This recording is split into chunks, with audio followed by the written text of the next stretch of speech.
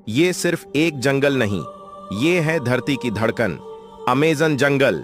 70 लाख वर्ग किलोमीटर में फैली ये हरी चादर इतनी बड़ी है कि इसमें कई देश समा जाएं। यहाँ हर सांस के साथ एक कहानी है और हर कहानी में छुपा है रोमांच और खतरा।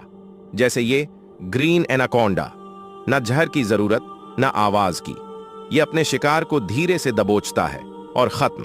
और ये नन्हा मगर खतरनाक जीव बुलेट एंट, कांटे तो दर्द ऐसा जैसे किसी ने गोलियों से भून दिया हो। दुनिया का सबसे दर्दनाक डंक इसी के पास है।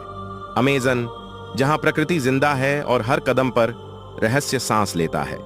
अमेज़न, हर पत्ता एक रहस्य, हर जीव एक कहानी।